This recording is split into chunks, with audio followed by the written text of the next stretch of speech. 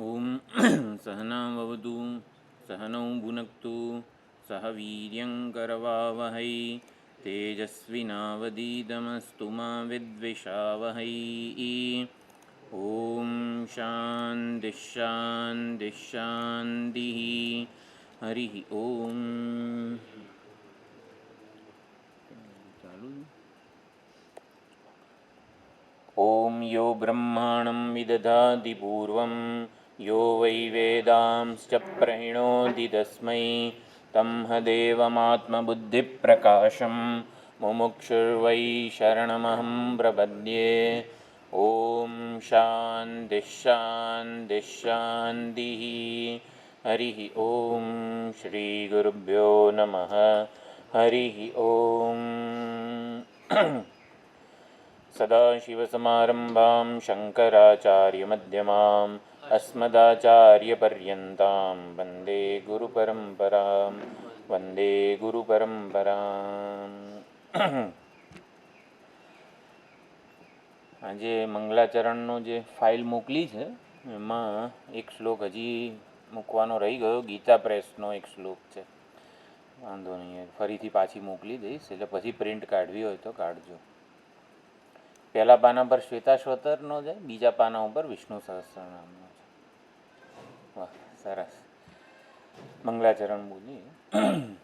તપઃ પ્રભાવાદ દેવ પ્રસાદાચ બ્રહ્મ શ્વેતાશ્વતરોધ વિદ્વાન અત્યાશ્રમિભ્યઃ પરમં પવિત્રં પ્રોવાચ સમ્યગ ઋષિસંગજુષ્ટં યસ્ય દેવે પરા ભક્તિઃ યથા દેવે તથા ગુરૌ તસ્યૈતે કથિતા હ્યર્થાઃ પ્રકાશન્તે મહાત્મનઃ. શ્વેતાશ્વતરતે સ્વસ્તિ વેદશાખા પ્રવર્તિને બ્રહ્મજ્ઞાનં સ્વશાખોત્થં ભિક્ષાં યચ્છાદ્યનો મુને. તો શ્વેતાશ્વતર આ જે છેલ્લો શ્લોક બોલ્યા આપણે એ આત્મપુરાણ ગ્રંથમાં શ્વેતાશ્વતરવાળું જે વોલ્યુમ હતું એમાં બધા જે ઋષિમુનિઓ આવીને શ્વેતાશ્વતર ઋષિને પ્રાર્થના કરે છે એ આ શ્લોક છે. એટલે શ્વેતાશ્વતર ઋષિ આપનું કલ્યાણ થાવ, આપ વેદ શાખા પ્રવર્તક છો, એટલે કૃષ્ણ યજુર્વેદની શ્વેતાશ્વતર શાખાના પ્રવર્તક આચાર્ય છે, પ્રવચન કરતા છે. અને અમને આ જે શ્વેતાશ્વતર શાખામાં જે બ્રહ્મજ્ઞાન છે એ જ ભિક્ષામાં જોઈએ છે. એટલે એ પ્રમાણે પ્રાર્થના કરવામાં આવી છે.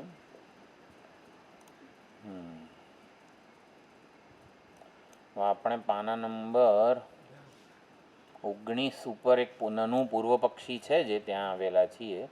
તારામાં લાવતો નાનું કરીને છે. હા, આમાં પાના પાછા બીજા છે.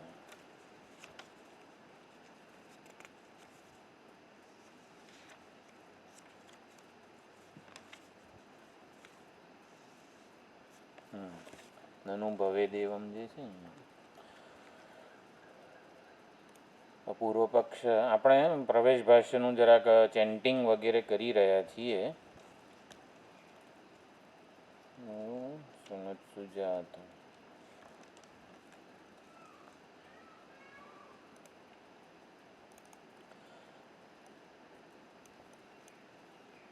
તો ઉપનિષદ શબ્દનો એટલે સંજ્ઞા કે સમાખ્યા. સમાખ્યા એટલે નામ.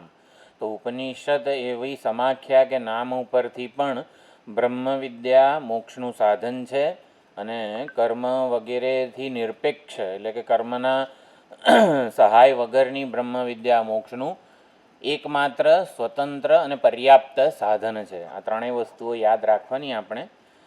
એને પ્રમાણ બુદ્ધિ કહેવાય. ઉપનિષદમાં પ્રમાણ બુદ્ધિ હોવી એટલે શું કે ઉપનિષદ મોક્ષનું પરમ કલ્યાણનું એકમાત્ર સાધન છે, સ્વતંત્ર સાધન છે અને પર્યાપ્ત સાધન છે. એટલે એના સિવાય એને બીજા કોઈની મદદની જરૂર નથી. એટલે સ્વતંત્ર સાધન છે. અને પછી ઉપનિષદ ભણ્યા પછી બીજું કંઈ જપ વગેરે કરવા પડશે તો ના, પર્યાપ્ત સાધન છે. અને બીજા કોઈ વિકલ્પો છે ખરા? ઉપનિષદ ના ભણીએ ને કંઈક બીજું કરીએ તો કે ના, એકમાત્ર સાધન છે. એટલે એ ચર્ચા થઈ ત્યારે હવે પૂર્વ પક્ષ આવે છે મીમાંસક કહેવાય, અથવા તો આપણે બૃહદારણ્યકમાં ભણીએ છીએ વૃત્તિકાર. વૃત્તિકાર કોણ છે?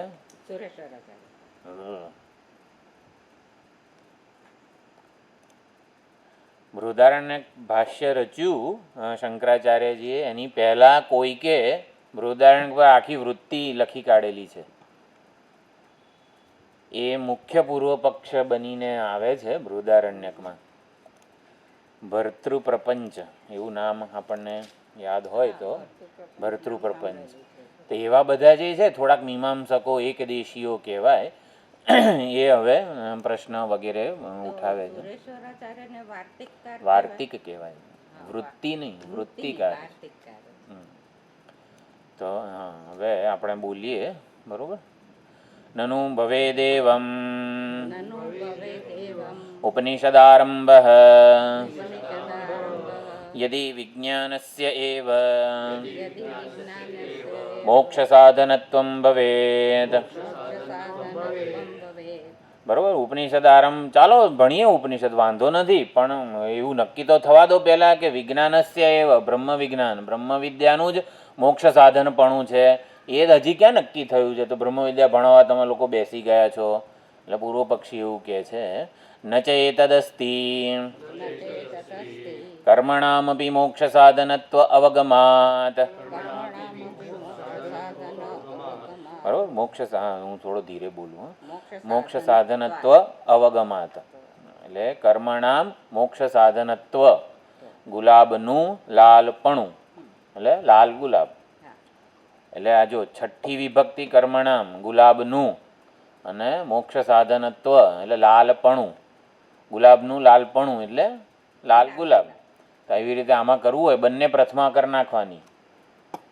તો કર્મણામ એનીએ પ્રથમા કરવાની અને મોક્ષ સાધનત્વ એનીએ પણ પ્રથમા કરવાની. એટલે ટૂંકમાં કર્માણી મોક્ષ સાધનાની, બંનેને પ્રથમા. કર્માણી બહુવચન આવે એટલે ટૂંકમાં ગુલાબનું લાલપણું. આ છે ને ભાષ્યની એક ટેકનિક છે, રીત છે, આવી રીતે આમ મૂકવાનું. આપણે ટૂંકમાં પ્રથમા મૂકી દેવાની. એટલે કર્માણી મોક્ષ સાધનાની, એટલે કર્મણામાં બી મોક્ષ સાધનત્વ અવગમાત વગેરે. એટલે ભાઈ કર્મો કરવાથી મોક્ષ મળે છે એવું વેદોમાં કીધેલું છે. જ્યારે વેદો ભણો, ખોલો, ખાલી ઉપનિષદ જ ભણો એવું ના ચાલે. એટલે એ પોતે હવે કહે છે, અપામ સોમમ અમૃતાઃ અભૂમ અક્ષય્યમ હવૈ ચાતુર્માસ્ય યાજિનઃ સુકૃતમ ભવતી ઇત્યાદિના. તો જો મીમાંસક કહેવાય વગેરે જે છે, જે કર્મકાંડને વધારે પ્રાધાન્ય આપતો હોય, કંઈક સુખી થવા માટે કંઈક કરવું પડશે, અને મીમાંસક કહેવાય. કોઈ પણ માણસ જેની વૈરાગ્ય અને મુમુક્ષા મંદ હોય, વૈરાગ્ય અને મુમુક્ષા જેની મંદ હોય, એ બ્રહ્મવિદ્યા ભણે ખરો, પણ એની શ્રદ્ધા કે વગેરે શેમાં હોય, કંઈક કરું તો સુખી થવું. એટલે એ બધી જે આ માનસિકતા છે અહીંયા પ્રગટ થતી હોય છે. એટલે જો વૈરાગ્ય આપણું પરિપક્વ હોય, મુમુક્ષા તીવ્ર હોય, તો જ્ઞાન જ મોક્ષનું સાધન છે ને, એવી આપણો નિશ્ચય થઈ જતો હોય છે. એટલે પછી એમને કર્મકાંડના આવા વાક્યો દેખાય કે જો અહીંયા આવું કીધું છે. એટલે આમાં મૂળભૂત વૈરાગ્ય મંદ છે, મુમુક્ષા જે છે એ બરોબર જાગી નથી. એટલે સોમ યાગ કરીશું અને સોમ રસનું એમાં ચર્નિંગ, એટલે કે સોમ જે લતા છે એનું મંત્રો વડે આવી રીતે સોમરસ, એટલે એને એ પીને અમે અમૃત થઈ જઈશું, આવું એક વાક્ય છે. અક્ષય્યમ હવે ચાતુર્માસ્ય યાજીના, ચાતુર્માસ્ય યાગ કરનારા જે છે એનું સુકૃત પુણ્ય અક્ષય થઈ જાય છે, અને અક્ષય પુણ્યની પ્રાપ્તિ થાય છે. તો એવી રીતે એને મોક્ષ પ્રાપ્ત થાય છે, આવું પૂર્વ પક્ષીએ કીધું. નતુ એતદસ્તિ શ્રુતિ સ્મૃતિ વિરોધાત ન્યાય વિરોધાચ. બરોબર, હવે આમાં સિદ્ધાંતિ કહે છે એવું ના હોય, શ્રુતિ સ્મૃતિ અને ન્યાયનો વિરોધ અહીંયા બતાવે છે. અહીંયા આગળ સૌથી પહેલાં આપણે ચર્ચા કરી ઉપનિષદમ તન્નિશ્ચયેન શીલયંતી. એટલે ઉપનિષદમાં નિષ્ઠા હોવી જોઈએ. આપણે જ્યારે પણ ઉપનિષદ વગેરે ભણતા હોઈએ ત્યારે ઉપનિષદમાં નિષ્ઠા હોવી જોઈએ. એટલે શું છે, નાનું બાળક હોય, રમવા ગયું હોય, તો રમતા રમતા ઠોકર વાગે, ક્રિકેટ રમતું હોય બોલ વાગે, છતાં ભાઈ એ રડવા બેસી જાય તો રમત છૂટી જાય. એટલે કંઈ પણ જિજ્ઞાસુ આ નાના બાળક જેવો આપણે કે ગમે તે વાગે, કંઈક એવું પ્રારબ્ધ આવે, કંઈક આવું કંઈક દુઃખ વગેરે આવે, કંઈક આપણું ધાર્યું ના થાય, આ બધું હોય, ભાઈ રડવા નહીં બેસવાનું, તરત આગળ ભાઈ ચાલો રમવા બેસી, પછી જે વિચારવું એ વિચારવું, અત્યારે રમત મહત્ત્વની છે. એટલે જ્ઞાનને વફાદાર આપણે રહીએ. ટૂંકમાં ગમે તે સંજોગો ઉપસ્થિત થાય ત્યારે એને એટલું મહત્ત્વ આપે. જો હા મને વાગ્યું આમ કરીને રડવા બેસે તો રમત છૂટી જાય. પણ બાળકોનું કેવું હોય છે, ભાઈ ગમે તેટલું વાગે એકવાર ઊભો થઈને રમવા જતો રહે છે, પછી ઘરે આવીને મમ્મી આવું વાગ્યું વગેરે વગેરે જે કરવાનું એ નાટક કરે, પણ રમવાનું ચાલુ રાખે. બસ તેવી જ રીતે આપણે પણ ગમે તેટલી ઠોકરો વાગે, ગમે તેટલી અપમાન નિંદા વગેરે વ્યવહારમાં થાય તો આપણે ધ્યાન રાખવાનું, એ જે આવેગો જે છે એને ખાળી શકવા જોઈએ. આપણે આપણા માટે મહત્ત્વનું ઉપનિષદ વિદ્યા જ હોવી જોઈએ.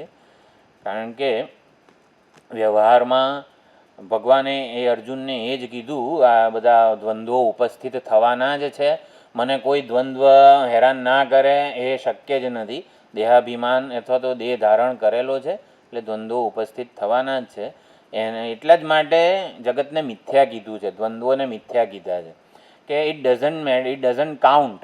ભાઈ આગળ વધો, જે આવે છે એને અવગણીને આગળ વધો. એટલે તન્નિષ્ઠતયા શીલયંતી એ જે છે આપણા માટે ખૂબ જ અગત્યનું છે. એટલે અહીંયા ઉપનિષદમાં પ્રમાણ બુદ્ધિ કેવી રીતે ઉત્પન્ન થાય એ બધી હવે ચર્ચા ચાલે છે. તો શ્રુતિ વિરોધ હતા, શ્રુતિનો વિરોધ, કઈ કઈ શ્રુતિનો વિરોધ આવશે જો કર્મથી પણ આપણું કલ્યાણ થાય એવી વાત હોય તો આપણે આ વાંચીએ. શ્રુતિ વિરોધ તાવત તદ યથા ઇહ કર્મજિતો લોક ક્ષીયતે એવમ એવ અમુત્ર પુણ્યજિતો લોક ક્ષીયતે.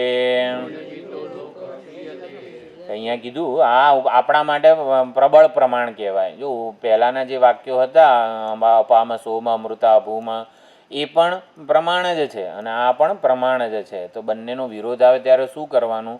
તો જે પ્રબળ શ્રુતિ હોય એનો મુખ્યાર્થ વાચ્યાર્થ લેવાનો અને જે વિરોધવાળી લાગતી હોય ને એનું અર્થઘટન કરવાનું. તો અહીંયા કીધું કર્મ જીતઃ કર્મણા જીતઃ. તો કર્મ વડે જે કંઈ પણ આપણે જીતીએ કે પ્રાપ્ત કરીએ, સિદ્ધ કરીએ, એ લોક એટલે સુખ દુઃખ વગેરે ક્ષીયતે, એ ક્ષીણ પામવાના સ્વભાવવાળું જ છે.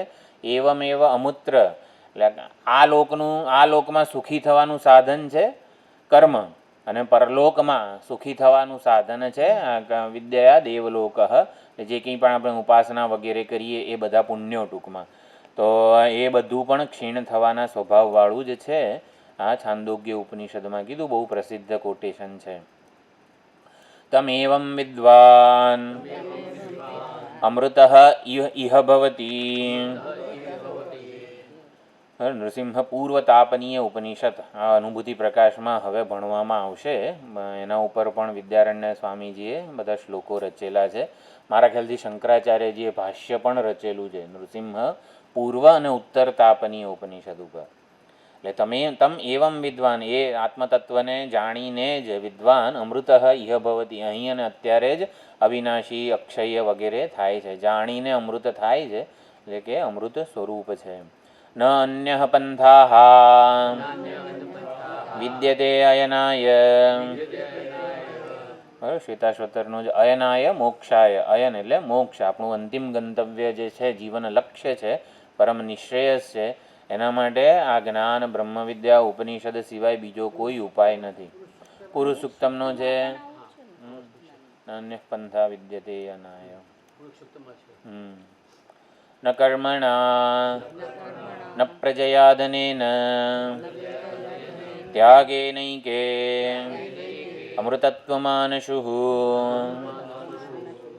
તો કર્મ, પ્રજા અને ધન, ટૂંકમાં આ લોકમાં સુખી થવાના, પરલોકમાં સુખી થવાના વગેરે સાધનો જે છે એની અહીંયા વાત કરી છે. એ સાધનોથી અમૃતત્વની પ્રાપ્તિ થતી નથી, ત્યાગ માત્રથી. ત્યાગ એટલે અહીંયા અજ્ઞાન, દેહાભિમાન, કર્તૃત્વ વગેરેનો ત્યાગ છે.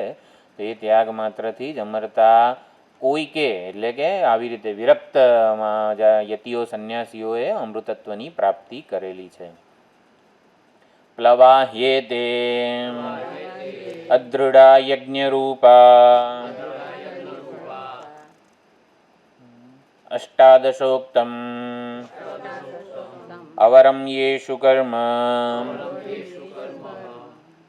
એતत् શ્રેયઃ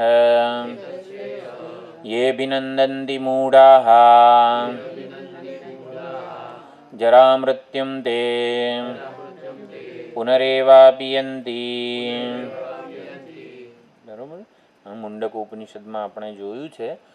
તો જ્યારે કર્મકાંડમાં વધારે પડતો આગ્રહ પોતે જે કર્મ કે ઉપાસના વગેરે કરી રહ્યા છે એમાં આગ્રહ હો, દ્રઢ આગ્રહ, એટલે કે એ સાધન જ મારું કલ્યાણ કરશે, મને અંતિમ ગંતવ્ય સુધી પહોંચાડશે, આવી જેને શ્રદ્ધા છે. એમ કર્મ વિશે કંઈ એ લોકો સહન ના કરી શકે. કર્મ વિશે કંઈક કહે કોઈક વિદ્વાન વગેરે વેદાંતમાંથી, તો એ સહન ના કરી શકે, કે એમાં દ્રઢ આસક્તિવાળા છે કે આના વડે મારું કલ્યાણ થઈ જશે. અંતિમ સાધન જે આમ એકચ્યુઅલી કર્મ એ સાધન છે પણ એને સાધ્ય માની બેઠા છે.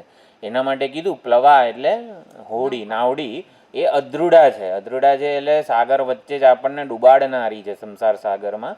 યજ્ઞરૂપા, યજ્ઞ વગેરે જે કંઈ પણ છે, તો અહીંયા સકામ કર્મોની વાત થઈ રહી છે, અથવા કર્મો પાછળ રહેલી સકામ ભાવનાની અહીંયા નિંદા થઈ રહી છે. અષ્ટાદશોક્તમ આ બધા જે છે આમ કર્મો જ છે, પરંતુ કોઈક ફળની પ્રાપ્તિ માટે આપણે જે કંઈ પણ કર્મ કરીએ એ કર્મની અહીંયા નિંદા છે. એતत् શ્રેયઃ યે અભિનંદન્તિ મૂઢાઃ. મૂઢ છે એટલે કે હકીકતમાં સાચું આ કર્મનું સ્વરૂપ, મર્યાદા વગેરે, કર્મનું પ્રદાન કે કર્મની ભૂમિકા શું છે ને એ જાણતા નથી, માટે મૂઢ કીધા છે. જરા મૃત્યુમ તે પુનરેવા પિયંતી, વારંવાર જરા અને મૃત્યુને પ્રાપ્ત થાય છે. એટલે મૂઢ કોને કીધા? આવી રીતે જેને કર્મની પ્રદાન કે ભૂમિકા ખબર નથી.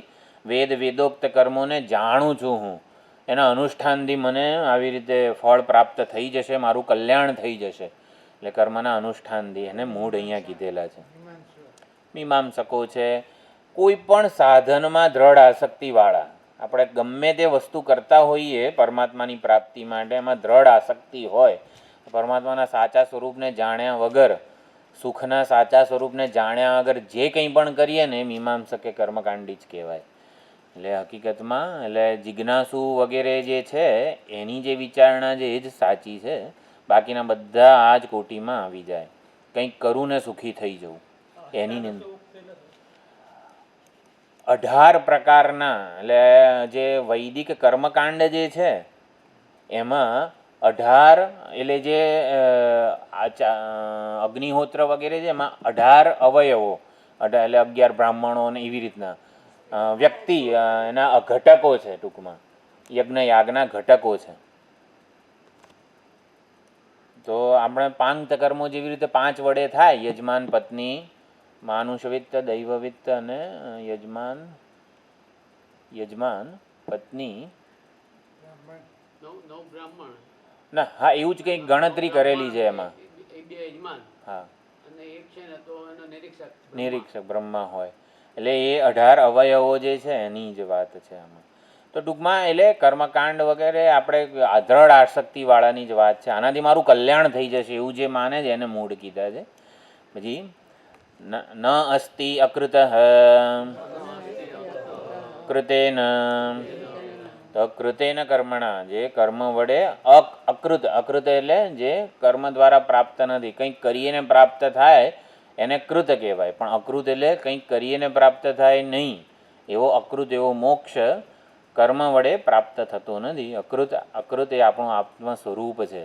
જેમ કે હું અકૃત છે. હુંની પ્રાપ્તિ કે હુંની સભાનતા આપણે કંઈક કરીએ, ચૂંટલી ખણીએ ત્યારે થાય છે.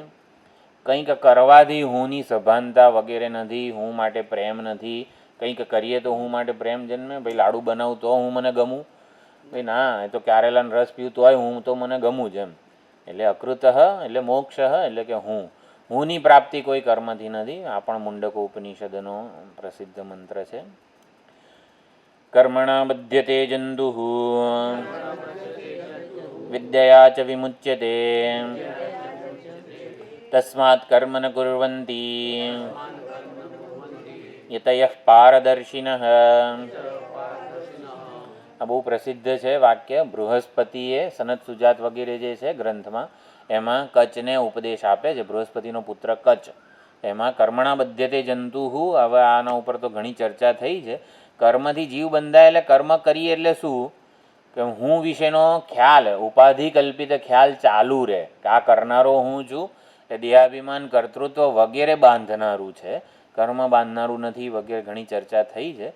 કર્મ આપણી ઉપાધિ કલ્પિત વિશેષ ઓળખને ચાલુ રાખે છે, અને એટલા માટે પરિચ્છિન્નતા, અલ્પતા, ઉપાધિની સભાનતા ને બધું ચાલુ જ રહે છે. એટલે કીધું કે બંધાય છે. બાકી બાંધનારી વસ્તુ તો ઉપાધિ સાથેનું તાદાત્મ્ય જ છે.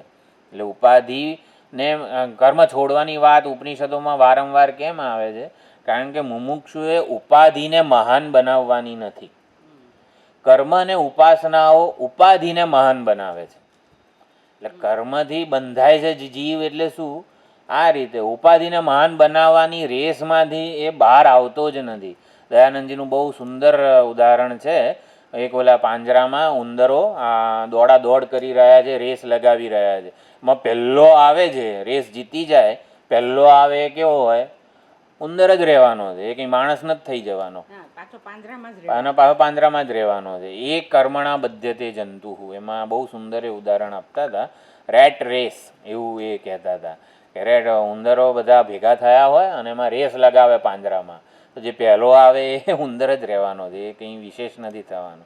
ટૂંકમાં ઉપાધિને ગમે તેટલી મહાન બનાવીશ એમાં કંઈ ફરક, એટલે એનાથી મને કંઈ બહુ મોટો ફાયદો નથી. ઉપાધિ પૂર્વના કર્મોથી પ્રાપ્ત થયેલી છે, એને આવી રીતે સદુપયોગ કરીને આગળ વધવાનું છે.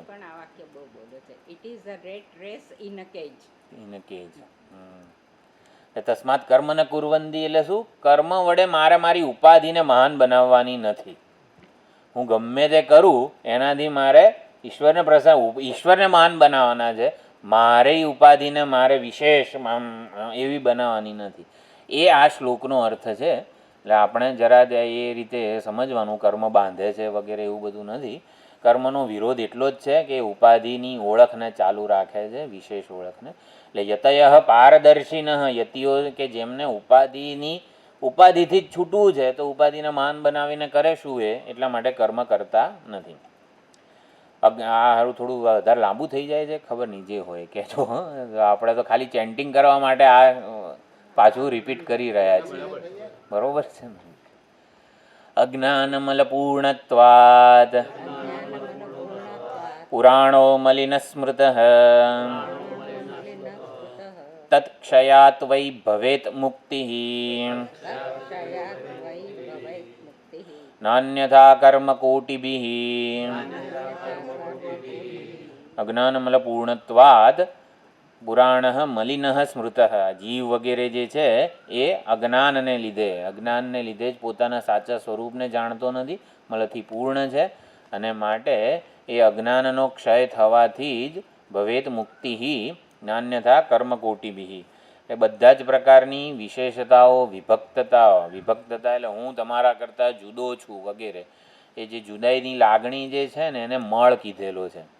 ભેદભાવને મળ કીધેલો છે. એ ભેદભાવ એકવાર આવી જાય ને પછી તમારાથી ધાસ્તી રહે, તમારા કરતાં થોડોક વિશેષ બનવાનો પ્રયત્ન કરવું. ઇન ધ સેન્સ આ અજ્ઞાનમાંથી જન્મેલો મળ એટલે અશુદ્ધિ, એટલે શું? ભેદભાવ, દ્વૈત વગેરે. ચૈતન્યમાં એ જન્મેલો ભ્રમ જ છે, અને તત્ક્ષયાત એ ભેદભાવ વગેરે જે છે એનાથી દૂર થાય વિદ્યા વડે. કર્મથી એ મળ દૂર થયો નથી. કર્મ દેહાભિમાન વગેરે વિશેષતાને ચાલુ રાખનારું છે. એટલે જ્ઞાન જે છે એ આ કર્તૃત્વ, ભોક્તૃત્વ વગેરે જે ઓલો ભેદભાવનો ભ્રમ જે છે એ કર્તૃત્વ ભોક્તૃત્વને જન્માવે અને પછી ચાલુ રાખે.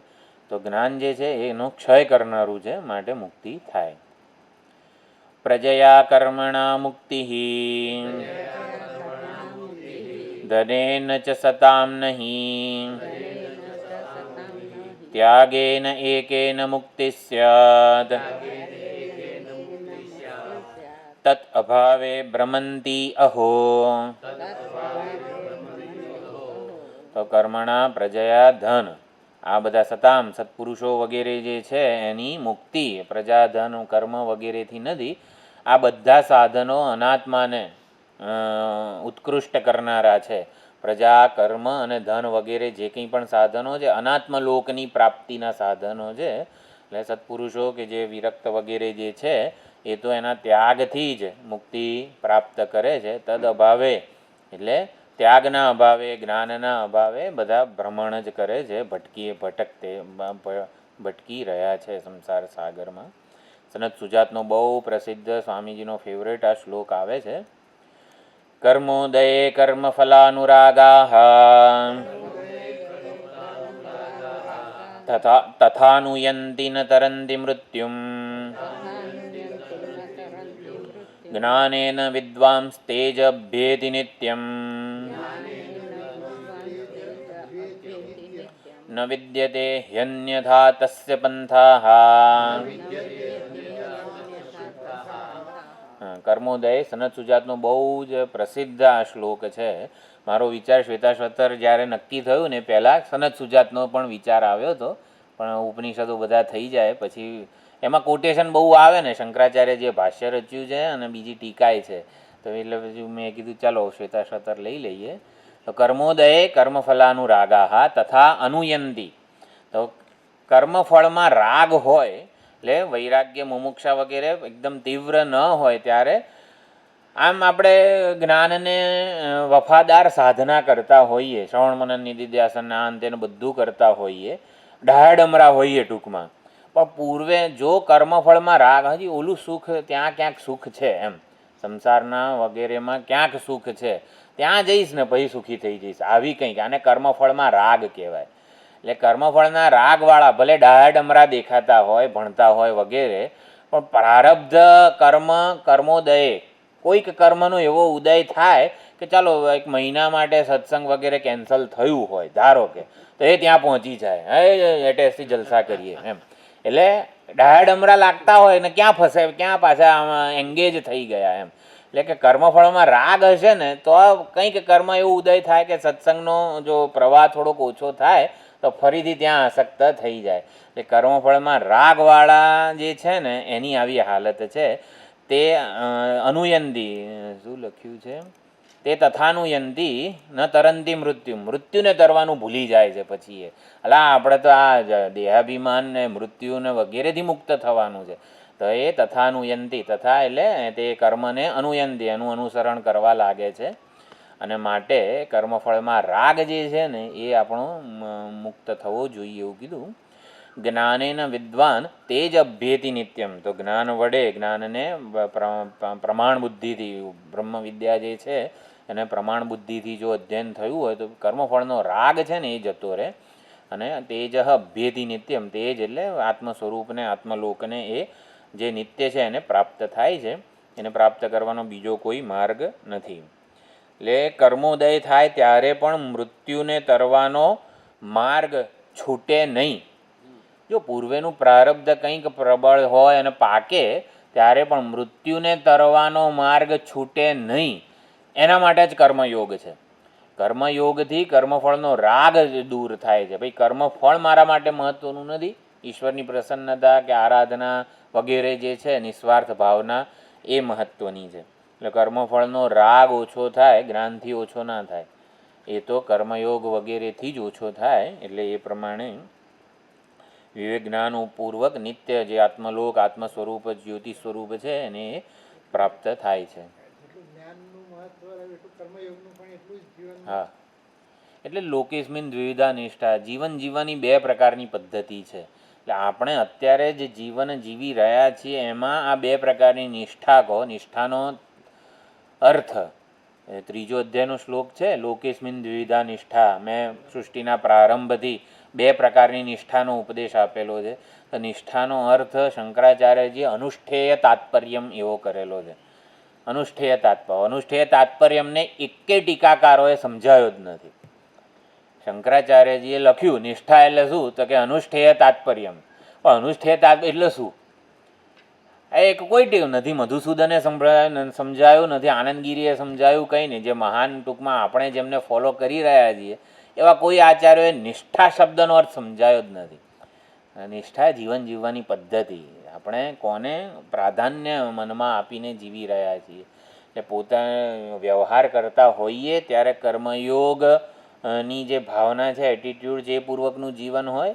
વ્યવહારથી ઉપરામ હોઈએ ત્યારે, અત્યારે જેમ કે વ્યવહારથી ઉપરામ છીએ, દેહાભિમાન વગેરેની નિવૃત્તિ પ્રધાન જીવન હોય આપણું, જ્ઞાનયોગ પ્રધાન જીવન હોય.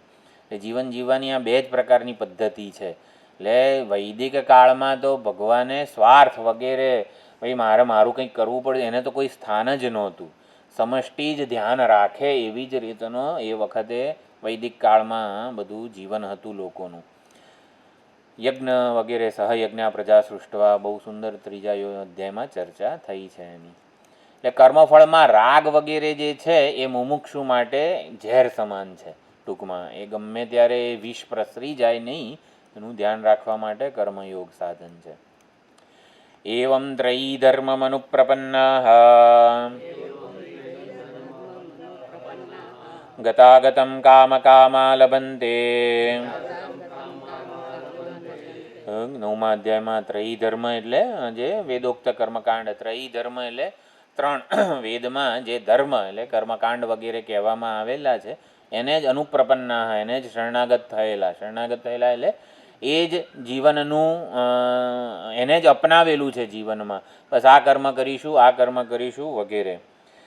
સમસ્યામાંથી મુક્તિ પણ આ કર્મ કરવાથી મળી જશે. આ બધું જ આપણે માંડુક્યમાં જેમ છે એ બધું સાપેક્ષ સત્ય છે. સમસ્યા પણ સાપેક્ષ સત્ય છે, સમસ્યાનો ઉકેલ પણ સાપેક્ષ સત્ય જ છે. એટલે કાયમી મુક્તિ આપણને મળે એવી નથી. એટલે કીધું ગતાગતમ કામકામા લભન્તે.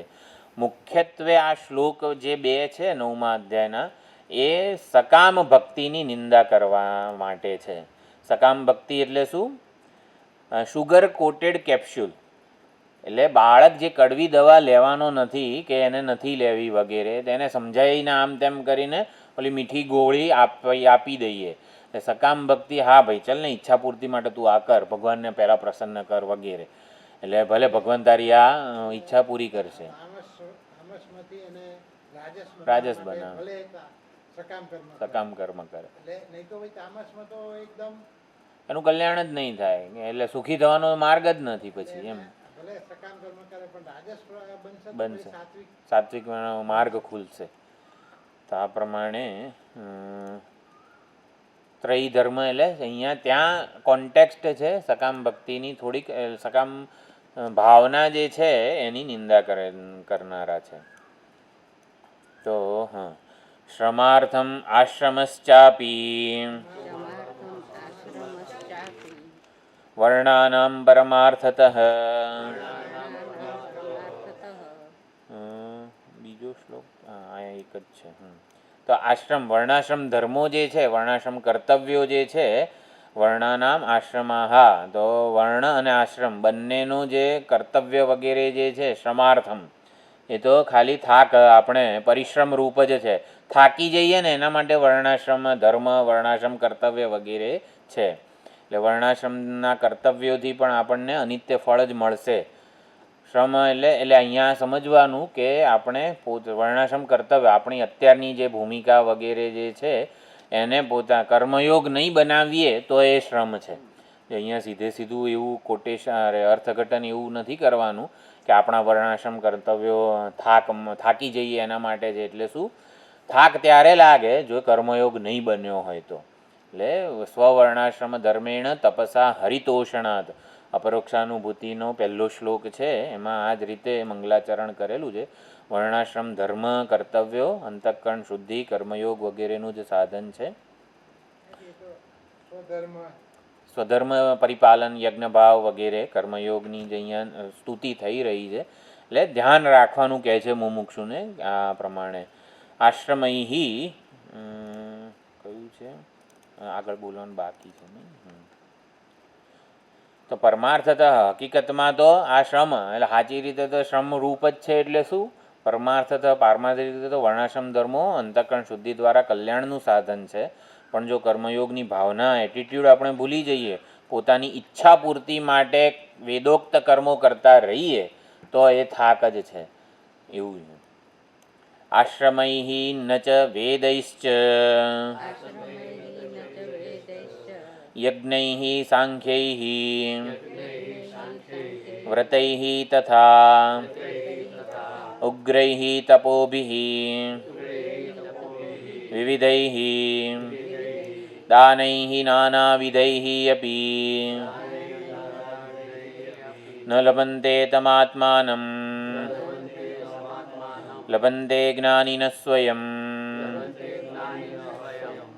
તો આશ્રમૈ વેદૈ, આશ્રમ વેદ યજ્ઞ સાંખ્ય એટલે જ્ઞાન. અહીંયા સાંખ્ય એટલે જે ઓલી પ્રકૃતિ પુરુષનું જે જ્ઞાન છે એ, પછી વ્રત છે, તપ છે, દાન છે વગેરે, આ બધાથી ન લભન્તે તમાત્માનમ એટલે યોગ્ય અભિગમ ન હોય તો આત્મતત્વની જ્ઞાન વગેરે પ્રાપ્તિ ન થાય.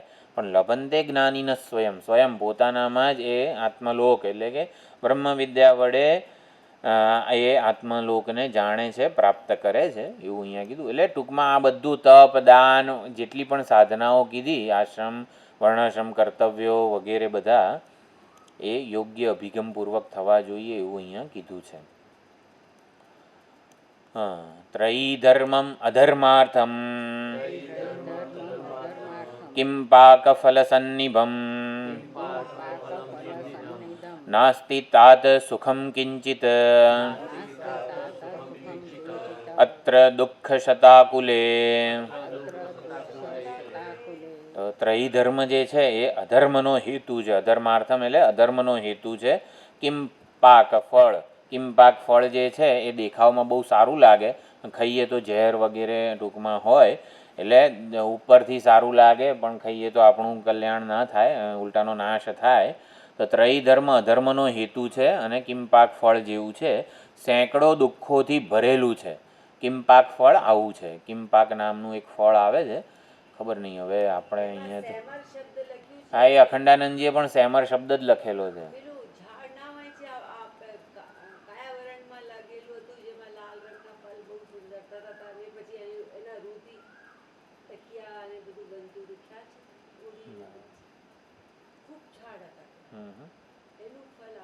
હા એટલે ગૂગલમાં પૂછ્યું હતું તો કેમ પાક એવું લખ્યું હતું, કદાચ આપ બતાવે ખરું આપણને. હા હા સેમર લખેલું છે, મેં સેમર એવું લખેલું છે. હા કિમ પાક તો સંસ્કૃત શબ્દ એટલે આકર્ષણ જન્માવે પણ એના સેવનથી અનેક દુઃખ વગેરે આપણે વહોરવા પડે, એને કિમ પાક ફળ વગેરે કહેવાય. હા હા એ થળિયો બાપુ દાંત તોડ નાખે. એટલે સાર તો ના હોય, લાભ પણ ના થાય, માત્ર આકર્ષણ હોય. એટલે છે ને વિષય ભોગ વગેરે એટલે આ કર્મ ત્રયી ધર્મ એટલે કે આપણા કર્તવ્યો કે જે કર્મો આપણે કરી રહ્યા છીએ એના દ્વારા કંઈક કર્મફળ, આ સુખ મેળવી લઉં, આ સુખ, આ વિષય ભોગ પ્રાપ્ત કરી લઉં. એટલે વિષય ભોગને કેમ પાક ફળ કીધેલું છે. દેખાવમાં સારો વિષય ભોગનો અસર શું છે? આપણો સમય, જેમ કે બાળક રમકડું રમે છે, નાના નાના રમકડા આવતા જ જાય છે જુદા જુદા, એનું ફળ શું છે બાળકને? આમ ઝૂંટવી લઈએ, ધારો કે બસ હવે બહુ રમ્યો, આમ આપણે ધારો કે એના હાથમાં રમકડું લઈ લઈએ તો એ રડવા જ બેસે, અને રમે તો એનું શું મોટું ઓલું થઈ જાય છે, કલ્યાણ થઈ જાય છે, સમય પસાર થાય છે. એટલે વિષય ભોગની અસર શું છે? બહુ બહુ તો આપણો સમય પસાર થાય. એ વિષય જતો રહે ને ત્યારે આપણે તો એવા ને એવા રડતા મોઢા જેવા જ હોઈએ. એટલે વિષય ભોગ એટલે રમકડું કહે છે આચાર્યો. વિષય ભોગ એટલે શું? બાળક રમકડું રમે ને એટલે વિષય ભોગ, એટલે આપણે જે કંઈ પણ કરીએ છીએ વિષય ભોગ વગેરે, એટલે ટૂંકમાં આ કિમ પાક ફળ જેવું છે, આપણો સમય બગાડે છે, બીજું કંઈ નથી. બહુ તો સમય પસાર થાય છે એમ. એટલે ભાઈ સમય પસાર થવા માટે થોડું આ જીવન છે. ઘણા લોકો હાય બાસ રાત પડી એટલે હાય ચાલો દાડો તો પૂરો થયો, એટલે એવું ના હોય. એટલે કિમ પાક ફળ જેવું છે. હા અજ્ઞાનરૂપી, હા આગળ આવે છે, ચાલો નાસ્તિ તત્ર દુઃખ શતાકુલે એટલે અત્યંત સેંકડો દુઃખથી ભરેલું એ છે. તસ્માત કેમ ગયું? કિમ પાક ફલ સન્નિભમ. તસ્માત મોક્ષાય યતતા કથમ સેવ્યા મયા ત્રયી.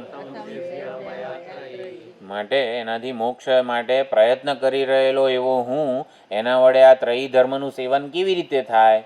એટલે ત્રયી ધર્મ અહીંયા આ રીતે એની મર્યાદા સમજાવવામાં આવી છે.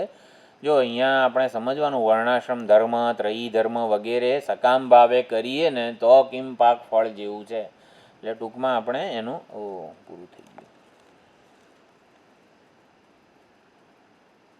એટલે કેવું આ ઇન્ટરપ્રિટેશન આપણે દરેકે દરેક શ્રુતિ વાક્ય વગેરે હોય એનું સાચું કરવું જોઈએ એમ.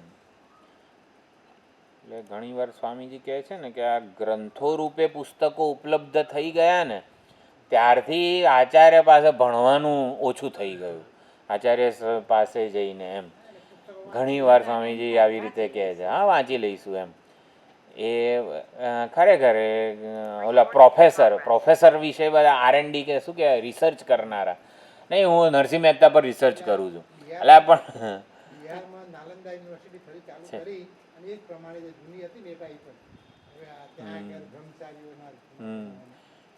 એટલે જ આ પ્રસ્થાનત્રયનો કોર્સ ના તે બધું એના માટે જ હતું. એકવાર તમે આચાર્ય પાસેથી ભણી લો ને પછી તમે એક્સપ્લોર કરો બધું જ. એટલે પ્રારંભિક જ્ઞાન એકલા ભણીને આપણે લઈએ વગેરે એની એ નથી કરવાનું. એટલે આવીને આવી રીતે પોતાના મનમાં શું છે ને એવું જ આપણને ગ્રંથમાં દેખાશે.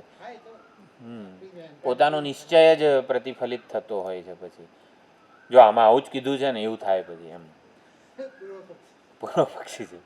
તસ્માત મોક્ષાય તથા કથમ સેવ્યા મયાત રહી, તો મારા વડે આનું સેવન કેવી રીતે વળી થાય એમ. એટલે હવે પુસ્તકની સાથે સાથે સાંભળવાનું આવી ગયું, સાંભળી લઈશું. હા એ તો બધું બરોબર છે. હા કોરોના પછી વધારે થયું.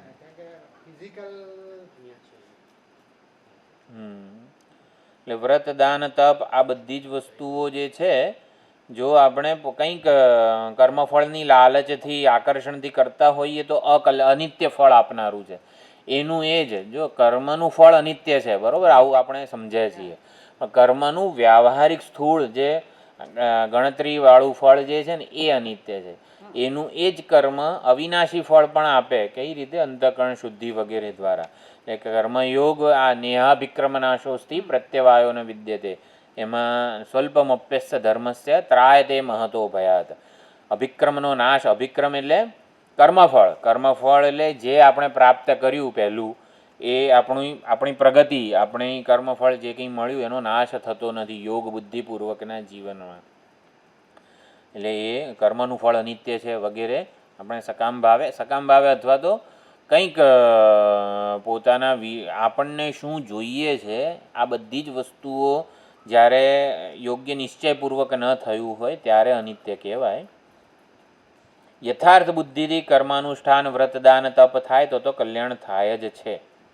એટલે કર્તૃત્વ ભોક્તૃત્વ પકડી રાખીને આપણે ત્રયી ધર્મ સ્વધર્મ પાલન કરીએ તો એ આવી રીતે ક્ષણિક ફળ મળે છે, ક્ષણભંગુર ફળ મળે છે. અને વેદોક્ત જે બધા કર્મો છે એનાથી કંઈક ઉત્કૃષ્ટ ઉપાધિ વગેરે મળે, પણ હવે આપણે ઉપાધિથી ઉત્કૃષ્ટ નથી થવું એવી જેની ભાવના છે એ મુમુક્ષુ છે. એટલે અહીંયા હું મુમુક્ષુ છું, કથમ સેવ્યા મયા ત્રયી વગેરે કીધું. અજ્ઞાનપાશબદ્ધત્વાત અમુક્ત પુરુષ સ્મૃત. પુરુષ કો જીવ કો આ અજ્ઞાનરૂપી પાશથી બંધાયેલો છે. જેટલા શૈવો વૈષ્ણવો વગેરે જે છે ત્રણ તત્વોને કહે છે, જીવ, ઈશ્વર અને આ માયા કે અજ્ઞાન વગેરે જે છે, આ ત્રણ જે છે એને આવી રીતે તત્વ તરીકે માને છે. ઈશ્વરની કૃપાથી જીવ અજ્ઞાનરૂપી પાશથી મુક્ત થાય છે વગેરે. તો જ્ઞાનાતસ્ય નિવૃત્તિ સ્યાદ પ્રકાશાત તમસઃ યથા. તો જ્ઞાનાત તસ્ય અજ્ઞાનસ્ય પાશસ્ય, અજ્ઞાનરૂપી પાશની નિવૃત્તિ જ્ઞાન વગેરેથી થાય જેવી રીતે પ્રકાશથી તમસની નિવૃત્તિ થાય છે. એટલે જ્ઞાનરૂપી તલવાર વગેરે અસી અહીંયા કીધું. અને બીજું તસ્માદ જ્ઞાનેન મુક્તિ સ્યાત અજ્ઞાનસ્ય પરીક્ષયાત. જ્ઞાનથી મુક્તિ થાય, અજ્ઞાનનો પરીક્ષય પરિતઃ ક્ષય થવાથી અજ્ઞાનની નિવૃત્તિ થાય. બરાબર. વ્રતાની દાનાની તપાંસી યજ્ઞાઃ સત્યમ ચ તીર્થાશ્રમ કર્મયોગાઃ સ્વર્ગાર્થમેવ અશુભમ અધ્રુવમ ચ જ્ઞાનમ ધ્રુવમ શાંતિકરમ મહાર્થમ વ્રતાની દાનાની તપાંસી યજ્ઞાઃ. બરોબર, આ વ્રત દાન તપ જે કંઈ પણ છે એ સત્યમ એટલે સત્યને કોઈ પણ આપણે મૂલ્યને પકડી રાખીએ અને જીવન આપણે જીવીએ એ રીતે તીર્થ સેવા વગેરે, પ્રદક્ષિણા, આશ્રમ કર્મ યોગા, વર્ણાશ્રમના કર્તવ્યો, આ બધું જ સ્વર્ગાર્થમેવ એટલે બહુ તો શું કરે, આપણી ઉપાધિને ઉત્કૃષ્ટ કરે, ઉત્કૃષ્ટ લોક, ઉત્કૃષ્ટ સંજોગો પ્રાપ્ત કરાવી આપે.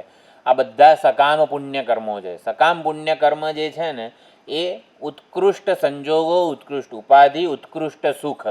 અહીંયા જે લાડુ હોય ને એમાં થોડું ઘણું આમ નાનો હોય વગેરે, આવું કંઈક કરીએ ને જે લાડુ પ્રાપ્ત થાય એમ, એટલે જ્યાં બહુ તો વધારે સમય ટકે અને ખાતા 1 કલાક થાય. એટલે ટૂંકમાં ક્ષણભંગુર તો છે જ. સકામ ભાવનાથી થયેલા પુણ્યકર્મની વાત છે. સકામ પુણ્યકર્મો આવી રીતે અશુભ છે, અધ્રુવ છે વગેરે. સ્વર્ગાર્થમેવ, સ્વર્ગ એટલે શું? ઉત્કૃષ્ટ ઉપાધિ હોય, ઉત્કૃષ્ટ સંજોગો હોય, ઉત્કૃષ્ટ વિષય ભોગો હોય, એટલે સ્વર્ગ એને સમજી શકાય. એનો લાડુ થોડો લાંબો ચાલે ને થોડો મોટો હોય ને થોડો વધારે ગળ્યો હોય, બીજું કંઈ નથી, પણ લાડુ તો લાડુ જ રહેવાનો છે. જ્ઞાનમ ધ્રુવમ શાંતિકરમ મહાર્થમ, જ્ઞાન જે છે ધ્રુવમ શાશ્વત નિત્ય અને શાંતિ, મનને કીધું ને આ વખતે ઓલું શાંતિ, આ જ્ઞાન જે છે આપણી ઇન્દ્રિયોની પ્રવૃત્તિઓને શાંત કરનારું છે. એટલે કે ખરેખર આપણે વિવેક જ્ઞાન કોને કહેવાય? ઇન્દ્રિયોના આવેગોને જે છે ખાળી શકે. કામ ક્રોધોદ્ભવમ વેગમ સંયુક્ત સુખી નરઃ, 3જા અધ્યાયમાં જ છે કદાચ. કયો છે? 5મો અધ્યાય. શું છે એની પહેલી લીટી? કામ ક્રોધોદ્ભવમ વેગમ, કામ ક્રોધોદ્ભવમ વેગમ પ્રાક શરીર વિમોક્ષણાત તથાંતર જ્યોતિરેવય સયોગી બ્રહ્મ નિર્વાણ બ્રહ્મભૂતોધિ ગચ્છતિ લભંતે બ્રહ્મ નિર્વાણ ઋષે ક્ષીણ છિન્નદ્વૈદાયતા. ચાલો જે હોય તો એ કામ ક્રોધના આવેગને જ્ઞાનીઓ ખાળી લેશે. પ્રાક શરીર વિમોક્ષણાત, શરીર મુક્તથી વિદાય લે એ પહેલાં આ આવેગોને જ્ઞાન વડે ખાળી લે છે એમ. એટલે કે આપણે આ બ્રહ્મજ્ઞાન બ્રહ્મ વિદ્યા જે પ્રાપ્ત કરીએ જેનાથી આવેગો જે છે, આવેગો છે, લાગણીઓ છે, એને ખાળી શકવા જોઈએ. જ્ઞાનમાં એટલી તાકાત છે. ક્યાંથી ચર્ચા એ શું છે આમાં? જ્ઞાનમ ધ્રુવમ શાંતિકરમ, તો જે હકીકતમાં શાંતિ કે ઇન્દ્રિયોની પ્રવૃત્તિઓને શાંત કરે, ઇન્દ્રિયો સ્વયં પોતે પ્રવૃત્તિ વગર પણ શાંત હોય, એટલે કે ખરેખર જરૂર નથી, સુખ માટે ત્યાં જવાની જરૂર નથી વિષયોમાં. બાકી એ જે જીવન નિર્વાહ છે એના માટે ભલે ઇન્દ્રિયો વિષયોમાં જાય, સુખની શોધ કરતી બંધ થઈ જાય. મહાર્થમ એ જ અત્યંત મહાન છે જ્ઞાનમ. યજ્ઞૈઃ દેવત્વમ આપનોતિ તપોભિઃ બ્રહ્મણઃ પદમ દાનેન વિવિધાન ભોગાન જ્ઞાનાત મોક્ષમ અવાપ્નુયાત. તો યજ્ઞૈઃ દેવત્વમ આપનોતિ, યજ્ઞ કર્મો વગેરે, વેદોક્ત યજ્ઞ વગેરે જે છે, વેદોક્ત યજ્ઞ એટલે સમષ્ટિ હિત. યજ્ઞ એટલે શું? જેમાં મારું એકલાનું નહીં પણ મેક્સિમમ લોકોનું વધારે ને વધારે હિત કલ્યાણ થયેલું હોય તો યજ્ઞ ભાવ. આપણા જે ઓલું તૈત્તિરીય ઉપનિષદમાં જે આજાનજ દેવ વગેરેની વાત થઈ છે ને, એક કર્મજ દેવ છે અને આજાનજ દેવ છે. તો સૂર્ય વગેરે આજાનજ દેવ કહેવાય છે. એટલે કે જન્મ્યા ત્યારથી જેમણે યજ્ઞ ભાવે જ કર્મો કર્યા, એટલે જન્મ્યા ત્યારથી બાપુ પરોપકાર જ ચાલુ છે એમ, એ બધા આજાનજ દેવો કહેવાય. એટલે યજ્ઞૈઃ દેવત્વમ આપનોતિ, આપણે આવી ભાવનાથી યજ્ઞ ભાવનાથી કર્મ વગેરે કરેલું હોય તો દેવત્વમ એટલે દેવતાની ઉપાધિ વગેરે પ્રાપ્ત થાય, દેવતાની જેમ પૂજાય. એટલે જેણે અત્યારે પણ જોઈએ છે યજ્ઞ ભાવે જે બધા કર્મયોગીઓ સેવા વગેરે કરી રહ્યા છે, ખરેખર એ દેવની જેમ જાણે કે પૂજાય છે. તપથી તપોભિઃ બ્રહ્મણ પદમ, તપ વગેરે જે છે બ્રહ્માજીનું પદ વગેરે પ્રાપ્ત થાય. તપ એટલે અહીંયા ઓલું કીધેલું છે ને, જેણે બધા પાપને સૌથી પહેલાં બાળી નાખ્યા, એ તપ વડે એને બ્રહ્માજીની પદવી વગેરે પ્રાપ્ત થાય છે. દાનથી દાનેન વિધાન ભોગાન, તો જેટલું દાન કરીએ એને વિવિધ ભોગોની પ્રાપ્તિ થાય છે. અને જ્ઞાનાત મોક્ષમ અવાપનુયાત, આ દરેકે દરેક સાધનનું જે ફળ છે એ અહીંયા કીધું છે, જ્ઞાનથી મોક્ષની પ્રાપ્તિ થાય છે. ધર્મરજ્વા વ્રજેત ઊર્ધ્વમ, પાપરજ્વા વ્રજેત અધઃ, દ્વયમ જ્ઞાનાસિના છિત્વા વિદેહ શાંતિમૃચ્છતિ. તો બધા કોટેશન સનત સુજાતના છે. હા, ધર્મરજ્વા, ધર્મરૂપી રજ્જુ વડે, ધર્મરૂપી સાધન વડે, વ્રજેત ઊર્ધ્વમ, તો ઊર્ધ્વમ એટલે ઉર્ધ્વલોકની, ઉર્ધ્વ ઉત્કૃષ્ટ ઉપાધિ વગેરેની ઉન્નતિ થાય છે. ધર્મથી અભ્યુદયની પ્રાપ્તિ થાય. અભ્યુદય એટલે અભ્યુદય વિશે સાંસારિક પ્રગતિ. હા, એટલે આમ સાંસારિક પ્રગતિ કો પરિષ્કૃત થવો. અભ્યુદયનો આમ આપણે શું અર્થ કરેલો છે ખબર? અભ્યુદય અને નિશ્રેયસ બે લક્ષ્ય છે જીવનના. પ્રવૃત્તિ લક્ષણ વૈદિક ધર્મ જે છે એ અભ્યુદયનો હેતુ છે. નિવૃત્તિ લક્ષણ વૈદિક ધર્મ છે નિશ્રેયસનો હેતુ છે. અભ્યુદય એટલે આપણે આમ જસ્ટ અભ્યુદય એટલે દુન્યવી સમૃદ્ધિ, પ્રગતિ, સાંસારિક વગેરે કહેવાય. એટલે આપણે સમજવાનું, આપણે નાના હતા ત્યારે સૌથી પહેલાં ચાલીને સ્કૂલે જતા હતા, પછી ધીમે ધીમે બસમાં સ્કૂલે ગયા, ધીમે ધીમે સાયકલ ઉપર સ્કૂલે ગયા, પછી ધીમે ધીમે ઓલું લ્યુના કે જે કંઈ હતું, આપણે 11-12માં લ્યુના કંઈક ચલાવતું, સ્કૂટી ઉપર ગયા. ક્યાં? સ્કૂલે જ ગયા.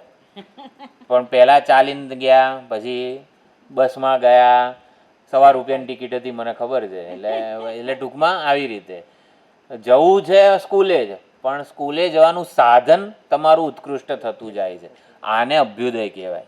હવે સુખી જ થવું છે કે જે કંઈ આપણે ટૂંકમાં અભ્યુદય એટલે શું? આને અભ્યુદય કહેવાય. તો કે તમારા લક્ષ્ય પ્રાપ્તિના માટે તમને ઉત્કૃષ્ટ સાધનો મળતા જાય, એને અભ્યુદય કહેવાય. સરળતા થતી જાય. સરળતા કો ઉત્ક્રાંતિ. હા, સુખ ભોગવવાની ક્ષમતા વધતી જાય. હવે સારું શરીર મળે તો આ બધું અભ્યુદય એટલે સકામ પુણ્ય ભાવના વગેરે છે, એ પણ સમજી શકાય. હા, શું છે અહીંયા? ધર્મ રજવા વ્રજેત ઊર્ધ્વમ, તો ધર્મ વગેરે જે છે પ્રવૃત્તિ લક્ષણ વૈદિક ધર્મ, એનાથી ઉત્કૃષ્ટ એટલે ઉર્ધ્વ પ્રગતિ, ઉન્નતિ, અભ્યુદય વગેરેની પ્રાપ્તિ થાય. અને પાપરૂપી રજ્જુથી આપણું અધપતન થાય છે. પાછું દુઃખ વગેરે, ટૂંકમાં નિકૃષ્ટ ઉપાધિ, નિકૃષ્ટ સંજોગો, પ્રારબ્ધ વગેરે. દ્વયમ જ્ઞાનાસીના છિત્વા, તો બંનેને જ્ઞાનરૂપી અસી ખડગ તલવારથી છેદીને ભેદીને દેહાભિમાનથી રહિત થઈ જવાનું. એટલે જ્ઞાનરૂપી ઓલા તલવારથી કરવાનો છે ઘા ક્યાં? દેહાભિમાન પર કરવાનો છે. એટલે આપણે દોરડું જે છે આમાં ધર્મરૂપી રજ્જુ, ધર્મરૂપી રજ્જુ અહીંયા કાપવાનું છે. ધર્મરૂપી રજ્જુ એટલે ધર્મ, આપણું જે ધર્મ કાર્ય કરતા હોઈએ ત્યારે અંદર જે એક શું કહેવાય એને, હું આ છું, ઉપાધિ, ઓળખ વગેરે છું, એ તો અકબંધ જ રહેતી હોય છે ને, એટલે એને છોડવાની છે. એટલે દ્વયમ જ્ઞાનાસીના છેત્વા, બંનેને જ્ઞાનરૂપી અસીથી છેદીને દેહાભિમાનથી રહિત થઈને શાંતિને પ્રાપ્ત થાય છે. એટલે અહીંયા કીધું આગળ, આ પણ બહુ પ્રસિદ્ધ શ્લોક છે. ત્યજ ધર્મમ અધર્મમ ચ ઉભે સત્યાનૃતે ત્યજ, ઉભે સત્યાનૃતે ત્યક્ત્વા યેન ત્યજસી તત્યજ. તો વિદેહ કીધું, દેહાભિમાન, કર્તૃત્વ, વિષયાશક્તિથી છૂટવું એ જ્ઞાનનું ફળ છે. આ તેજ ધર્મ એ છે ને, મદાલસા એના પુત્રને પારણામાં ગાયું છે. આ નથી. હા, તેજ ધર્મ. આ તો બૃહસ્પતિએ કચ્છને કીધેલું છે. હા, પણ મદાલસા હાલરડા રૂપે ગાતી હતી અલર્કને. હા. અલર્કન. મદાલસા મદાલસાનું ઉદાહરણ તો ખબર છે ને? એ જે એનું પારણાનું ગીત છે ને આખું અનુરાધા અનુરાધા પાસે છે. છે આ એની વોટ્સએપ પાસેથી ઉપર 2-3 વર્ષ પહેલાં આવેલું છે. હા કોઈક લેડી કંઈક યુરોપની કેવી છે એણે ગાયેલું છે. બહુ પ્રસિદ્ધ, બહુ એ વખતે બધાને ગમ્યું હતું એ. એટલે મદાલસા પોતાના પારણામાં જ તું દેહ ઇન્દ્રિય મન બુદ્ધિ નથી, તું ચૈતન્ય સ્વરૂપ આત્મા છું ને આવી જ રીતે પારણામાં આવી રીતે કહેતી અને હતી. એના 3 પુત્રો એવી રીતે જતા રહ્યા, નિવૃત્તિ પ્રધાન થઈ ગયા, સાધુ થઈ ગયા. રાજાએ એટલે મદાલસાના એટલે રાજાએ કીધું કે આવું ના કર, આને રવા દે તું, આને રાજપાટ સંભાળનાર કોક તો જોઈએ ને. એટલે અલર્કને પછી એટલે મદાલસા જતી રહે છે અને અલર્કને આવી રીતે એક માદળિયું આપીને જતી રહે છે કે તને જ્યારે જીવનમાં કંઈક એવું અણધારી પરિસ્થિતિ હોય જેમાંથી તને પાર ઉગરવાનો કોઈ રસ્તો જ ના જડે, હવે આ દુઃખથી મુક્ત થવાય એવું નથી, લાસ્ટ રિઝોર્ટ તરીકે આ માદળિયું ખોલજે. એટલે એ ઓલો આવી રીતે માળામાં જ એ પહેરી રાખે છે અને પછી બધું રાજ્ય ના અંતે એનું ટૂંકમાં પતન થાય છે ત્યારે ખોલે છે. ત્યારે એને કીધેલું હોય છે દત્તાત્રેય પાસે જવાનું અને દત્તાત્રેયની શોધ કેવી રીતે કરવાની આજુબાજુને પૂછે છે કે જે તારી વાતનો વિરોધ ના કરે ને એને તું દત્તાત્રેય જાણજે. એટલે આ બહુ સુંદર ચર્ચા છે. એટલે કે કઈ રીતે ખબર પડે? તો કે કોઈ બી વસ્તુ લઈને જવાની કે આ શું છે, તો એ સામેવાળો કે આ એસીનું રિમોટ છે.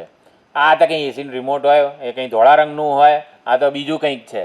આવું એની વાતનો વિરોધ કરે ને તો આ દત્તાત્રેય નથી. સારું સારું મહાત્માજી, ચલો બીજા પાસે જાય. આ શું છે એવું પૂછે દરેક વાત વખતે, કે જે તારી વાતનો વિરોધ ના કરે ને એને દત્તાત્રેય જાણજે. એવું કઈ રીતે કે દૃષ્ટિ એટલે સૃષ્ટિ જે છે આપણી એ સાપેક્ષ સત્ય છે. દ્રષ્ટા પોતાની જેવી દ્રષ્ટિથી જુએ છે એવું એને જગત દેખાય છે. આપણને જેવું જગત જણાય છે ને એવું હકીકતે નથી. દ્રષ્ટાની અહીં જે છે ને એ એને ત્યાં દેખાય છે. એટલે એ પ્રમાણે પછી અલર્ક દત્તાત્રેય પાસેથી બોધ પ્રાપ્ત કરે છે. બ્રહ્મજ્ઞાનીનું લક્ષણ છે જે કોઈની વાતનો વિરોધ ના કરે. એટલે દત્તાત્રેય ગુરુ લીલામૃતમાં પણ આ મદાલસા વગેરે, આઈ થિંક દત્તબાવનીમાં મદાલસાનું નામ આવ્યું છે નથી. આવું ઉદાહરણ આ છે 3 સ્વામી પરમાત્માનંદજી, એમના ભાઈ બ્રહ્માનંદજી અને ત્રીજા ભાઈ બી ગયા હતા પણ સ્વામી દયાનંદ સ્વામી ના પાડી. એક જણ મા બાપ માટે તમે રહો. 3 ભાઈઓ છે, 3 2 તો છે જ, ત્રીજા ગયા હતા એને ના પાડી તો ઘેર. એટલે તે જે ધર્મ ઉભે સત્યાનૃતે ત્યક્તવા, તો સત્ય અને અનૃત વગેરે ધર્મ અને અધર્મ, ધર્મ અધર્મ, સત્ય એટલે અહીંયા વ્યાવહારિક સત્ય છે અને અનૃત એટલે અહીંયા મનોકલ્પિત સત્ય. આ બંનેને છોડવાના છે. એટલે વ્યાવહારિક સત્ય અને વ્યાવહારિક સત્ય એટલે અત્યારે આ શરીર એ વ્યાવહારિક સત્ય છે અને મનોકલ્પિત સત્ય, મનોકલ્પિત સત્ય એટલે રાગ દ્વેષ વગેરે જે કંઈ પણ આપણે લાગણીઓ સેવી રહ્યા છે મનોકલ્પિત સત્ય છે, આપણા મનમાં જ છે, હકીકતમાં નથી. મનોકલ્પિત સત્ય એટલે વ્યવહારમાં કેવું આ શરીરને સત્ય કહેવાય, વ્યવહારિક સત્ય. અહંકારને મનોકલ્પિત કહેવાય. હકીકતમાં અહંકાર નામની કોઈ વસ્તુ નથી. હા, મનોકલ્પિત જ કહેવાય. પણ અહીંયા કોન્ટેક્સ જુદો છે. મનોકલ્પિત સત્ય આ બંનેને કઈ રીતે છોડવાના છે? ઉભે સત્યાનૃતે ત્યક્તવા, તો જે અભિમાનથી એ છૂટે છે એ અભિમાનને પણ છોડે. એટલે અહંકારનો અહીંયા આવે છે એ ન તેજસ્વી. વ્યવહારિક સત્ય પછી એમાં સંબંધો જે આવતા જાય મનોકલ્પિત. હા, સંબંધો બધા કોઈ પણ વ્યક્તિ વસ્તુ પરિસ્થિતિ પ્રત્યેનો મારો જે અભિગમ છે એ બધું મનોકલ્પિત સત્ય. એમ એ વ્યક્તિને વ્યક્તિ રૂપે ના જોવું અને આ રીતે જોવું, જીવ સૃષ્ટિ વગેરે અને જીવ સૃષ્ટિ એક્ઝેક્ટલી એના ઉપર અધ્યારોપિત છે. એટલે એ બંનેને જે અભિમાનથી છોડે છે એ અભિમાનને પણ છોડે. એમ જો આ દરેકે દરેક વસ્તુ અભિમાનથી પકડી રાખેલી છે માટે અભિમાનપૂર્વક એને છોડવાની છે. એટલે મેં છોડ્યું એને જ્ઞાનથી છોડવાનું છે. ત્યાગ કરવાની ક્રિયાનો હું માલિક છું, કરતા છું, એને પણ છોડ. બલિરાજાના ઉદાહરણમાં સમર્પણ કરનારનું સમર્પણ વગેરે. તો એવમ. હા, એટલે આ રીતે શ્રુતિ સ્મૃતિ અને ન્યાય આ બધા કોટેશન આપ્યા. ન્યાયનું કદાચ આ પાછળ આવશે. એવં શ્રુતિસ્મૃતિ વિરોધાત ન કર્મ સાધનમ અમૃતત્વમ અમૃતત્વમ ન કર્મ સાધનમ, એટલે એવું કીધું શ્રુતિ અને સ્મૃતિનો વિરોધ છે, માટે અમૃતત્વમ અમરતા વગેરે જે છે એ એના માટે કર્મ સાધન નથી. એટલે અમૃતત્વમ પ્રથમા વિભક્તિ, ન કર્મ સાધનમ અમૃતત્વમ, એટલે અમરતા જે છે એ આવી રીતે કર્મ એનું સાધન નથી, કર્મ વડે પ્રાપ્ત થાય એવી નથી. ન્યાય વિરોધાચ, તો હવે ન્યાયનો વિરોધ અહીંયા કહે છે. કર્મ સાધનત્વે મોક્ષસ્ય ચતુર્વિધ ક્રિયાંતર્ભાવાત અનિત્યત્વમ સ્યાદ. તો મોક્ષનું કર્મ સાધનપણું, એટલે કર્મ સાધન મોક્ષ એમ પ્રથમા વિભક્તિ. તો જો મોક્ષનું આપણે કર્મ સાધનપણું માનીશું તો મોક્ષ ચતુર્વિધ ક્રિયાંતર્ભાવાત, ચતુર્વિધ ક્રિયામાં આવી જશે, અને ચારે ચાર પ્રકારની ક્રિયા ઉત્પત્તિ, આપતી, વિકાર અને સંસ્કાર્ય. તો આ બધા પ્રકારનું જે છે એ અનિત્ય ફળ જ છે. એટલે ઉત્પાદ્ય, પ્રાપ્ય, વિકાર્ય અને સંસ્કાર્ય, આ ચારે પ્રકારના કર્મફળ જે છે ને એ અનિત્ય છે, અને માટે મોક્ષ પણ આવી રીતે અનિત્ય થઈ જશે. યત કૃતકમ તદ અનિત્યમ ઇતિ કર્મ સાધ્યસ્ય નિત્યત્વ અદર્શનાદ. આ ન્યાય છે. યદ કૃતકમ તદ અનિત્યમ, જે કંઈ પણ કર્મ કરીને પ્રાપ્ત થયેલું હોય એ અનિત્ય હોય, ક્ષણભંગુર હોય વગેરે. કર્મ સાધ્યસ્ય, કર્મ વડે પ્રાપ્ત થનારી વસ્તુ હંમેશા એ ક્યારેય નિત્ય જોવામાં આવી નથી, એટલે કે અનિત્ય જ છે. નિત્યશ્ચ મોક્ષ સર્વવાદિભિઃ અભ્યુપગમ્યતે. તો નિત્ય એવો મોક્ષ તો સર્વવાદીઓને સ્વીકાર્ય છે. અભ્યુપગમ્યતે એટલે બંને પૂર્વ પક્ષ અને સિદ્ધાંત બંને પક્ષે સ્વીકાર્ય છે. ભાઈ મોક્ષ તો નિત્ય છે, અમરતા વગેરે એ તો નિત્ય છે. તથા ચ શ્રુતિ, એટલે હવે સિદ્ધાંતી જે પૂર્વ પક્ષીએ જે બે શ્રુતિ કીધી હતી એનું સાચું અર્થઘટન બતાવે છે. ચાતુર્માસ્ય પ્રકરણે પ્રજામ અનુપ્રજાયસે તદુ તે મર્ત્ય અમૃતમ ઇતિ. તો મર્ત્ય, હે મર્ત્ય, હે જીવ, તારી અમરતા શું છે, તારું અમૃતત્વમ શું છે? તો પ્રજામ અનુપ્રજાય છે, એટલે એણે કીધું હતું ચાતુર્માસે યાગ અને અપામ સોમ અમૃતા અભૂમ, તો સોમયાગ વડે અમે અમર થઈ જઈશું વગેરે. તો તારી પ્રજા સંતતિ ચાલુ રહેશે, એ રીતે તું અમર થઈશ એમ, એ અર્થ છે અહીંયા, એવું અહીંયા કહેવામાં આવે છે. હા, પ્રજારૂપે તારી સંતુતિ ચાલુ રહેશે, એ જ તારી અમરતા છે. તારો વંશ વેલો ચાલુ રહેશે, એવું અહીંયા કીધું છે. એટલે જે કોટેશન પૂર્વ પક્ષીએ આપ્યું હતું એનો આ અર્થઘટન કર્યું. કિંચ સુકૃતમિતિ સુકૃતસ્ય અક્ષયત્વમ ઉચ્યતે. સુકૃત શબ્દશ્ચ કર્મણી, અહીંયા સુકૃત શબ્દ જે છે કર્મમાં, એટલે શું? ચાતુર્માસ્ય યજ્ઞ કરવાથી એવા સંસ્કાર જન્મશે કે હંમેશા ચાતુર્માસ્ય યાગ, કે ચાતુર્માસ્ય ટૂંકમાં ચાતુર્માસ્ય એટલે પુણ્યકર્મ, પુણ્યકર્મો સત્કર્મો, એટલે ચાતુર્માસ્ય યાગ કરવાથી એવા સંસ્કાર જન્મશે કે વારંવાર ચાતુર્માસ્ય યાગ કે સત્કર્મો થતા જ રહેશે. એને અહીંયા અક્ષય સુખ અક્ષય સુકૃત એવું કીધેલું છે. એટલે યજ્ઞ કરવાથી એવા સંસ્કાર જન્મશે કે જેથી એ થતા જ રહે. આ જે છે એને આપણે એવી રીતે સમજ્યા હતા, આ ચાતુર્માસ યાગ કરવાથી અક્ષય ફળ પ્રાપ્ત થશે. શ્રાવણ મહિનામાં સોમવારે શિવજી પર રુદ્રાભિષેક વડે અભિષેક કરવાથી અક્ષય ફળ પ્રાપ્ત. એનો શું અર્થ થાય? ભાઈ સોમવારે તો કર, રોજ ના થાય તો એમ, એટલે એ બાને સોમવારે કરતો થશે, અને પછી ધીમે ધીમે મંગળવારે ટૂંકમાં રોજ કરતો થશે.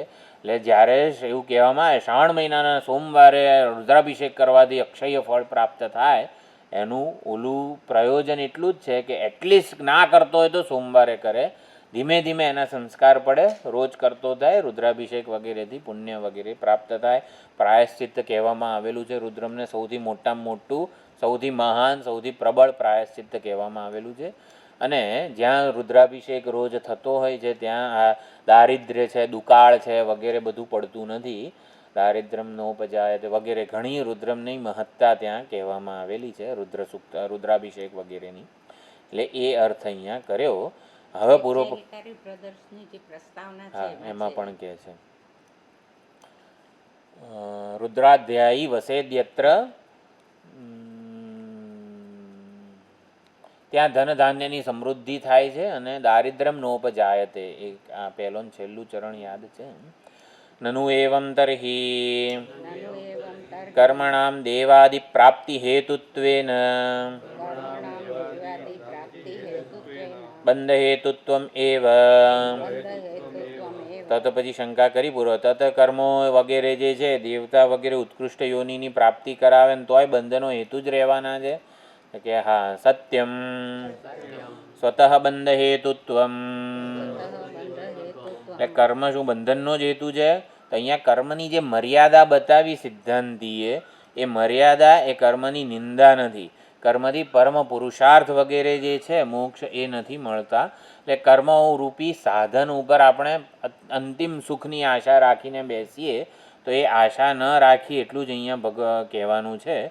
કર્મો છોડવા, હેડો બંધનનો હેતુ છે ને તો છોડો. એટલે શું હતું, આપણે ઉદાહરણ એ વખતે આપ્યું હતું કે આ એટલે કર્મ એ પગથિયું ચડવા માટેનું સાધન. હું તો પહેલું પગથિયું ચડીશ જ નહીં, હું તો કૂદકો જ મારીશ સીધો. તો કે એવું ના ચાલે. સ્વતઃ બંધ હેતુત્વમ, એટલે કર્મ વગેરે જે છે બંધનનો હેતુ છે. હવે અહીં કર્મની મર્યાદા સમજાવે છે સિદ્ધાંતિ. એટલે કર્મ દ્વારા શું આપણને, એટલે એની મર્યાદા, કર્મ નિત્ય ફળ એવા મોક્ષ માટે ઉપયોગી નથી ડાયરેક્ટલી. એટલે અનિત્ય ફળ પૂર્વ પક્ષીને એવું થાય હેડો તો કર્મ છોડો. તો કે ના, અનિત્યય નહીં મળે ને એવું નથી. કર્મથી નિત્ય ના મળે તો કર્મથી અનિત્ય નહીં મળે ને એટલે છોડો. ના અનિત્ય મળશે એવું નથી. એટલે કર્મ મોક્ષનું સાધન નથી માટે જરૂરી નથી એવું સમજવાનું નથી. કર્મ ચિત્તશુદ્ધિનું સાધન છે. એ પ્રમાણે હવે આગળ ચર્ચા ચાલે છે. તથા ચ શ્રુતિ બધું આગળ આવ્યું. કર્મણા પિતૃલોક વગેરે. ચાલો એ ચર્ચા આવતી વખતે કરીશું. એટલે સિદ્ધાંતિ માટે કર્મ પ્રત્યે શું અભિગમ હોવો જોઈએ એ સિદ્ધાંતિ હવે સમજાવે છે. એ કર્મ કરતી વખતે આપણે આપણા બુદ્ધિમાં શું અભિગમ વગેરે રાખવો જોઈએ એ હવે આગળ સમજાવે છે. કેટલા થયા? 23 પાના થયા. ઓછું થાય છે ને. ચાલો વાંધો નહીં. ઓમ પૂર્ણમદઃ પૂર્ણમિદં પૂર્ણાત પૂર્ણમુદચ્યતે પૂર્ણસ્ય પૂર્ણમાદાય પૂર્ણમેવાવશિષ્યતે. ઓમ શાંતિ શાંતિ શાંતિ. હરિ ઓમ શ્રી ગુરુભ્યો નમઃ. હરિ ઓમ. 23 પાના.